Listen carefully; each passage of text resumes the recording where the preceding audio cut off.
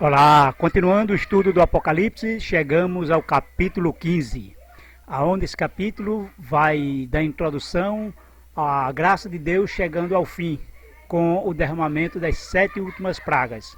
Mas o capítulo 15 é uma introdução das 7 últimas pragas, porque o derramamento mesmo das taças finais, ou dos flagelos ou das pragas, vamos ver no capítulo 16. Mas essa introdução é fundamental para entender o porquê das pragas e como serão essas pragas e a sua abrangência e o seu motivo, né, a motivação. Então o 15 é fundamental para isso. Então primeiramente, os 7 anjos com as 7 últimas pragas de Apocalipse 15, 1, introduz claramente a seção das pragas. É aqui que os anjos se preparam para derramar as pragas. Mas antes que eles derramem, nós vamos ver que as pragas são interrompidas pela cena da canção triunfante dos 144 mil. Esse grupo, esse povo especialmente, que enfrentarão os últimos momentos desse mundo antes da volta de Jesus. É o grupo dos salvos que estarão, né, o grupo dos vivos que estarão salvos quando Jesus voltar. As pragas serão derramadas antes que o Senhor venha buscar os seus, pois as pragas é uma punição de Deus diante de tanta incredulidade, de tantos erros humanos. Então é necessário para que as pessoas entendam que elas estão erradas e que Deus é que está certo, que Deus é justo e que as pessoas é que têm se corrompido, porque muitas vezes nós queremos atribuir o mal também a Deus, que queremos atribuir que as injustiças vêm de Deus, mas as pragas vão mostrar realmente de que todo mal é culpa do pecado, é culpa da ação humana. E agora o texto de Apocalipse 15:1 nos diz o seguinte: vi ainda outro sinal grande e maravilhoso no céu, 7 anjos com 7 pragas, as últimas, e pois com estas o furor de Deus estará consumado. Então, quando ele diz, eu vi outro grande e admirável sinal, é o terceiro e último sinal que você verá, já que o primeiro e o segundo foram vistos no capítulo 12. Né? O primeiro sinal foi a mulher vestida do sol e o segundo foi o dragão. E agora é a figura de 7 anjos com 7 taças para serem derramadas sobre a terra. O terceiro e último grande sinal visto por João. E o fato de dizer que viu no céu é porque tem uma abrangência mundial, tem uma repercussão em todo o mundo, não é local. Assim como a mulher, que é a igreja de Deus, é a igreja no mundo inteiro, assim o dragão também agiria contra a igreja no mundo inteiro. E as pragas também têm uma abrangência mundial. Né? As 7 vão atingir o mundo inteiro. O sinal aqui é símbolo então dos 7 anjos com as 7 últimas pragas que consomem a ira de Deus. Pois o texto diz que com essas 7 terá fim a ira de Deus. E o versículo 2, ainda do capítulo 15, nos diz, justamente é o texto, né, que interrompe essas 7 pragas, né, porque João vê os anjos com 7 taças, pronto para derramar, mas em seguida há essa interrupção, quando ele diz que vi como um mar de vidro misturado com fogo, e também os que saíram vitoriosos da besta e da sua imagem, e do seu sinal, e do número do seu nome, que estavam junto ao mar de vidro e tinham as harpas de Deus. Então, como é possível, né? Antes de serem derramadas as pragas, João agora tem a visão dos salvos no céu, num mar de vidro, diante do santuário celestial, cantando o cântico do Cordeiro. Isso é para mostrar, né, o Apocalipse tem muito desse recurso, de que antes de falar de coisa ruim, ele mostra que os salvos serão vitoriosos. Antes de mostrar a impiedade, a incredulidade, a maldade ou o castigo, mas mostra que os salvos já estão com a vitória garantida. Não é para ter medo, não é para se sentir sufocado, perdido, isolado ou sozinho. Pelo contrário, a visão dos salvos no céu já dá a certeza de que todos os salvos, todos que confiam em Cristo, todos os selados por Deus, já são vitoriosos. Então não tem o que temer, só tem que confiar. E outra questão que podemos ver também é que os 144 mil, ou a última geração de fiéis, são os que foram vitoriosos sobre a besta, sobre a sua imagem, sobre o seu número. O Apocalipse está claramente descrevendo que a vitória desses 144 mil é uma vitória especial sobre a besta, sobre a imagem da besta e também sobre o seu número. Por isso que esses 144 mil é um povo, é um grupo especial dos salvos nos últimos dias na Terra, porque somente esse grupo é que teve que enfrentar essa tríplice corrente do mal, né? Enfrentar a besta, a sua imagem e o seu número. E nós vamos então entender que esses momentos difíceis e angustiantes que passaremos nesse mundo, mas para que possamos cada vez mais confiar e acreditar de que Jesus está no comando, de que a vitória vem do Cordeiro, que nos torna vitoriosos. E o que esses 144 mil fazem ou fizeram no mar de vidro? O texto bíblico diz que eles cantavam, entoavam um cântico, né, o cântico do Cordeiro. Senhor Deus Todo-Poderoso, justo e verdadeiro são os teus caminhos, ó Rei das nações. Quem não te temerá, ó Senhor? Quem não glorificará o teu nome? Pois tu somente és santo, e todas as nações virão à tua presença e te adorarão, pois os teus atos de justiça se tornaram manifestos. Ó Rei das nações, quem não temerá, quem não glorificará teu nome? Ó Rei das nações, quem não te louvará, pois só teu nome é santo. Ó Rei das nações, quem não temerá, quem não glorificará teu nome? Ó Rei das nações, quem não te louvará, pois só teu nome é santo.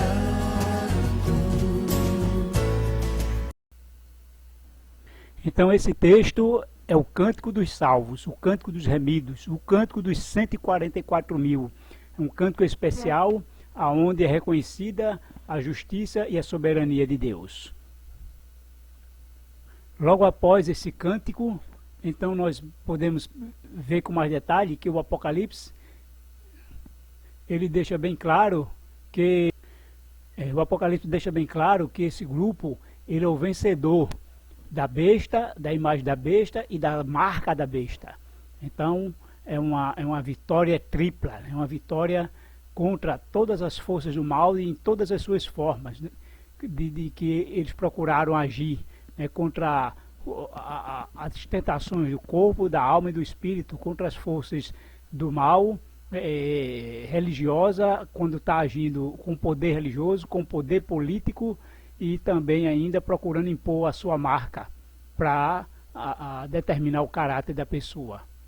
Então podemos ver que a intenção da imagem da besta é colocar no homem a sua imagem. Da mesma forma que Deus quer restaurar no homem a imagem e semelhança de Deus, do qual foi feito, então a besta procura impor ao homem a sua imagem para que o homem possa adorá-lo. E por isso que é uma vitória muito importante desse povo que passará esses períodos finais aqui na história do mundo antes da volta de Jesus. Os 144 mil cantaram uma canção nova, Antes do Trono. E aqui nós sabemos qual foi a música, né? Pois antes, no versículo anterior do Apocalipse, dizia que ninguém sabia o cântico deles, ninguém podia ouvir nem sabia, mas agora nós sabemos a sua canção. Este grupo que venceu está no mar de vidro e canta o cântico de Moisés e do Cordeiro. Nos lembra do Israel do Antigo Testamento, que saiu vitorioso do Egito depois das 10 pragas. E quando atravessaram o mar, Israel do outro lado cantou. E é o cântico da vitória, o cântico da libertação, o cântico de que o que para trás ficou já era, já não importa mais. É o cântico da liberdade total desse mundo de pecado e de horror. Muitos cristãos contrastam Moisés como o doador da antiga lei, da aliança e do Cordeiro, com cujo sangue ele selou uma nova aliança, né? Como se tudo que aconteceu com Moisés, no período de Moisés, passou, é coisa passada, mas na verdade não é. Deus deixa bem claro que nesse cântico se une o cântico de Moisés e do Cordeiro. Deus está unindo, está mostrando a importância da sua palavra, Velho e Novo Testamento. A criação e a redenção é um só plano de Deus para para salvar o homem. Então os 144 mil fazem ambos um louvor. Eles guardaram os mandamentos de Deus e também tiveram a fé em Jesus. A graça, a lei e a graça continuam, sempre continuaram, porque Deus é atuando pelo amor e pela sua justiça.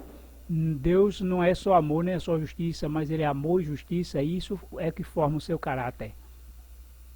A lei e a graça fazem parte desse plano salvífico de Deus, pois por transgredir a lei, Deus usou de sua graça para poder salvar. Não foi abolindo a lei que ele salvou o homem, mas foi Jesus cumprindo os requisitos da lei, morrendo em lugar do homem para poder nos salvar. E assim manteve estabelecida a importância da lei e o valor da graça. A canção louva a Deus por suas grandes obras e seus grandes manifestos. Há muitos cristãos que admiram os 144 mil, mas precisamos entender que nós precisamos estar lá, podemos fazer parte desses 144 mil, pois eles não dizem nada de si mesmos. Todo o seu louvor consiste em exaltar as obras de Deus. Ninguém vai chegar ao céu por mérito próprio, ninguém vai chegar ao céu porque fez ou merece, mas é reconhecendo o valor e o sacrifício de Jesus. Toda honra e glória é dada a Deus, é dada a Jesus, pois ele proporcionou lá na cruz a salvação, ele proporcionou que nós pudéssemos ser obedientes a Deus, cumprir a sua lei. Então, pelo seu sacrifício, ele nos garante a vitória, ele nos dá essa vitória contra o mal e contra o pecado. Então, continuação, o que acontece com o santuário celestial? Após João ver os 144 mil, ouvir o seu cântico, então agora o que acontece agora com o santuário? Depois disso, vi abrir-se o templo da tenda do testemunho que está no céu, e dele saíram os 7 anjos com as 7 pragas. Estavam vestidos de linho puro, resplandecente e cingidos à altura do peito com cinto de ouro. Então a frase depois dessas coisas significa depois da visão dos 144 mil no mar de vidro. Esta é a terceira vez que João vê o santuário celestial aberto. A primeira vez foi na inauguração do templo, né, e da unção de Cristo como sumo sacerdote, o que ocorreu no período do Pentecostes.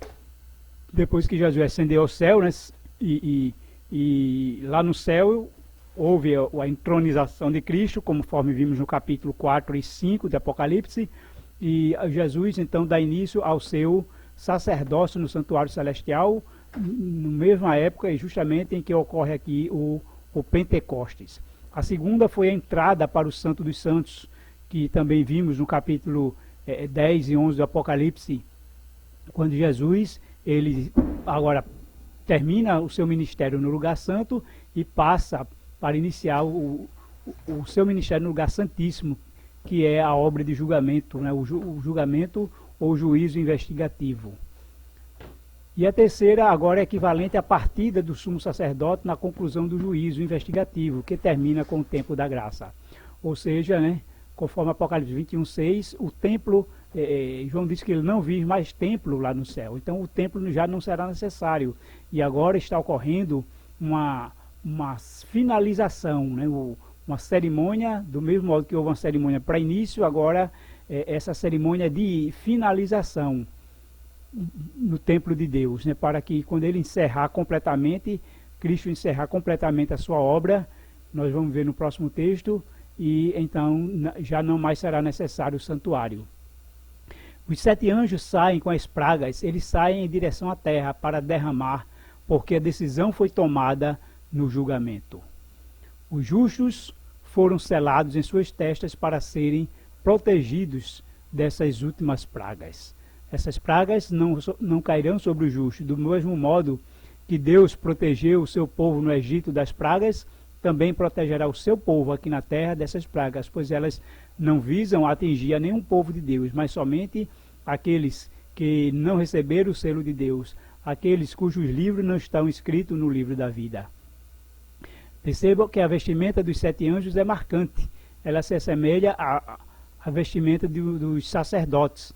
Como Jesus passou a ser o sumo sacerdote no lugar santíssimo, mas como sacerdotes auxiliares, né, daqueles que auxiliam Jesus no ministério, são os anjos que fazem essa obra lá no céu.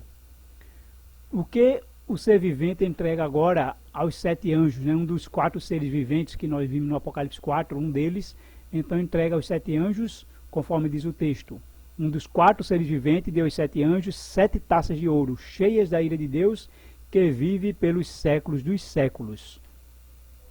Então, as 7 taças da ira de Deus, essas são as últimas taças, né? O flagelo, ou praga, como algumas traduções falam. E essas são as últimas porque com elas põe-se fim à ira de Deus. Vejo que as taças têm uma ligação com o templo, com o santuário. Da mesma forma que essas taças, o fialé, são as taças de incenso que estavam na mesa do bronze, na mesa dos 12 pães, no lugar sagrado do santuário. Também as últimas pragas são então a resposta final às orações imprecatórias dos santos. Diante de tanta perseguição e sofrimento, Deus agora põe fim a todo e qualquer martírio contra o seu povo. Os 12 pães representam o ministério sabático do sumo sacerdote. Jesus, quando atua no santuário celestial, ele é representado pelos 12 pães que eram colocados sobre a mesa, pois o próprio Jesus disse: eu sou o pão da vida. Então as pragas são a resposta de Deus do santuário à mudança também do sábado.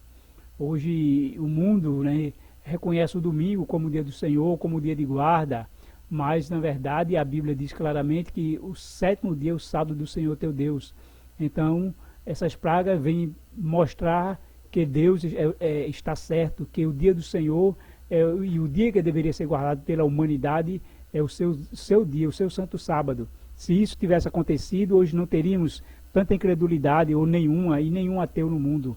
Mas infelizmente tem sido a obra do inimigo sempre desfazer ou mudar aquilo que Deus estabeleceu. Os 144 mil são representantes das 12 tribos de Israel, como os 12 pães da mesa, porque no capítulo 7 nós vimos que eles representam as tribos de Israel, mas essa representação 12 vezes 1000, 12 do Velho Testamento, os 12 patriarcas, as 12 tribos, 12 do Novo Testamento, 12 apóstolos, e 1000 ou milhares, né? A Bíblia tem uma referência como incontáveis, 12 vezes 12 e vezes 1000, 144 mil, com uma multidão incontável, que depois João mostra que serão a quantidade dos salvos. Então este grupo está entre os 4 cantos da terra, o que lembra os 4 ângulos da superfície da mesa retangular. Ou seja, né, os salvos são os salvos de todo mundo, não é os salvos só de um determinado lugar, ou de uma área, ou de uma região, mas os salvos, o povo de Deus, é o povo salvo do mundo inteiro. E agora o que acontece com o templo celestial quando os copos são entregues? Cada anjo recebe a sua taça para ser derramada, diz o texto de Apocalipse 15:8. O santuário ficou cheio da fumaça da glória de Deus e do seu poder, e ninguém podia entrar no santuário enquanto não se completasse as 7 pragas dos 7 anjos. Então, observe que o enchimento de fumaça pela glória de Deus e que ninguém pode entrar, lembra da inauguração do santuário do Antigo Testamento. Quando o santuário foi inaugurado tanto por Moisés como por Salomão, a glória de Deus penetrou no santuário, e aí ninguém podia entrar, os próprios sacerdotes não podiam entrar para fazer a sua obra, porque a glória de Deus encheu o templo, até que aquela nuvem, aquela fumaça pudesse sair para eles então começar a sua obra. Então a razão pela qual ninguém podia entrar era exatamente pela presença de Deus que enchia o lugar de glória. Em Apocalipse 15, o santuário não é inaugurado, mas é uma nova era, é a inauguração do reino da glória de Cristo, com o toque da 7ª trombeta, que ainda, né, essa 7ª trombeta, como vimos, ainda está dentro do 3º ai, que não terminou ainda, é a continuação da 7ª trombeta. E justamente o santuário está chegando ao seu fim. E esse acontecimento da glória de Deus e da fumaça é mostrando que o santuário, todos os ritos do santuário, todo o seu emblema, todo o trabalho que Cristo tem feito lá no céu, também está chegando ao fim, para que quando realmente chegar, então Cristo conclui a sua obra. E Cristo que estava mediando entre Deus irado e o homem culpado, conclui seu trabalho como mediador, que nós vamos ver na 7ª praga, quando Jesus dirá: está feito. Somente na 7ª praga é que chega a essa conclusão da mediação de Cristo no santuário celestial. E a glória velada de Deus se manifesta em toda a sua plenitude e impede a entrada dos seres celestiais lá e das orações da terra. Porque agora está chegando ao fim toda a obra do santuário. Os momentos finais vai ser com o derramamento das 7 últimas pragas. E os seres que têm as orações nas taças, essas taças no grego fialé, agora os dão aos anjos com as pragas para que possam derramá-las sobre a terra. Então vamos ver no próximo capítulo quais são essas pragas, se elas serão ainda, tem uma obra redentiva, as pessoas ainda terão alguma chance, oportunidade de se arrepender ou não, que será o tema do nosso próximo estudo de Apocalipse 16. Mas, por hoje, nós estamos aqui com a certeza de que as pragas cairão, mas o povo de Deus estará reservado, separado, não cairá sobre o povo de Deus. E Deus já tem dado a vitória a esse povo que confiar nele, que não tiver medo das perseguições, da besta ou da sua imagem, nem receber a sua marca. Para esses, Deus já tem a vitória garantida, o seu lugar no céu. Só precisamos confiar.